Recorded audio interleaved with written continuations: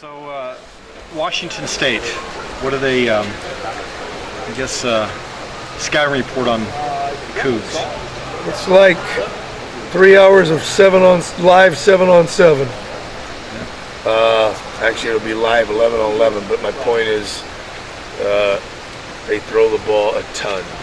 And I don't know what they're averaging a game, but they're up there in like 55, 60 passes a game. And so whenever a team throws that many times, obviously some good things will happen and for them. But hopefully some good things will happen for us too, as far as picks or sacks and stuff like that. They're very good at what they do. I like their offense. They're quick throws, so sometimes they don't allow you to get to the quarterback. But hopefully, if we get them in long yard situations, then we can get after the quarterback a little bit. But bottom line, that was a long-winded answer, is that they run the ball about 10 times a game, and they throw it about 65 times a game out of 10 personnel, which is 4 wides, or 20 personnel, which is 3 wides and 2 backs. That's basically what they've done in their first 6 games. Nick, how much more does that stress your secondary then? More than usual? You said stress? Yeah. How much more does it?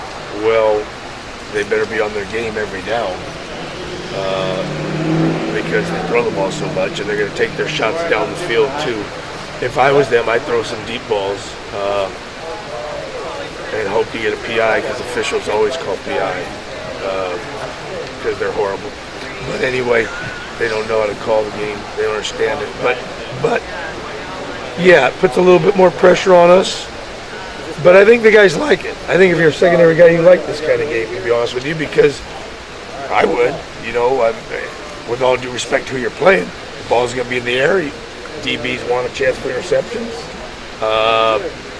So I think that they'll be on their toes and have liked our guys to date. But they're a challenge for us.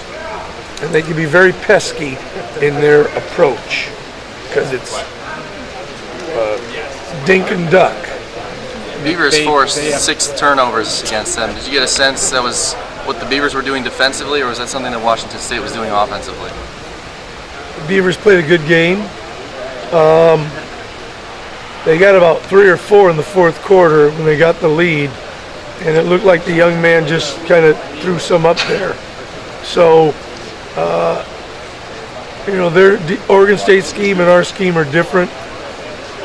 I don't know if interceptions have to do with scheme. Sometimes it has more to do with scoring the game and how the quarterback manages the game. Given the Cal was going to run a similar style, go for it. Given the Cal was going to run a similar style, at least before the rain came down, does that help you guys at all now, having a second air raid team to go off of and prep for this one? Well, the rain really obviously didn't give Cal an opportunity to do what they want to do. So, but our preparation is very similar.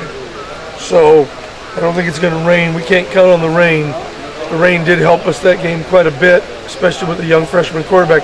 He's an older guy, and it won't be raining.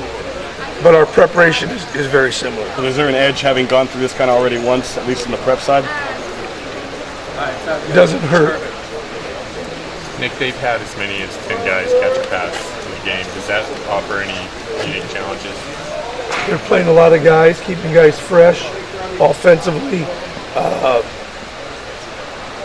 The challenge is that they're good at what they do, and all of them look about the same, which is they're all pretty good. There's not like a big guy. Who's the guy from Colorado? I already forgot his name. Richardson. Yeah, I should never forget his name. And I apologize to you, Mr. Richardson. But I know numbers. 6 was a challenge. These guys are all about the same, and they're all pretty good. They don't have one flashy guy, in my opinion, but they're all fairly decent. So everybody's got to be on their game. And the way the game is today, it's all matchups. So if either one of those, you put 4 wideouts, if this guy doesn't match up well, there's a problem. So that for everybody in this game, the way it is nowadays. I'm an idiot. No, you're not. So, and just to my naked eye, it doesn't seem like you guys are blitzing that much. Is that accurate? It's pretty accurate. Is there a reason for that? Not really. Just if I don't think I need it, I try not to do it. So that would be the only answer I can give you. Going back And to then when they drive the ball and I get mad, then we'll blitz more. going back to last week, Wade. you You're feel right. like maybe that was his best game this year. Yes. Any growth, or is it just matchups? Is that a question or an observation? a question? Yes. Okay. It was his best game. And he's just been a solid player for us all year round. Wade's a good football player. He's done a great job for us. Nick, how confident were you? I mean, you have a lot of great players, but you lose the number 3 pick, your leading tackler, and you see what Kiko's doing in the NFL. I mean, were you nervous going into fall camp, or did you feel like the guys and the system would be able to reload? Well, from day one, I thought that the linebacker position, both outside and inside, needed some upgrade or reconstruction, or guys getting better. These guys are playing well,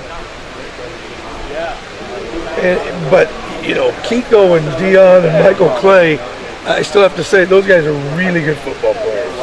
I mean, Kiko had 22 tackles in an NFL game last week. That's incredible. Kiko's a heat-seeking missile. See ball, get ball, go to the ball, and he plays with reckless abandon. So, Ryan, I guess these guys are playing good.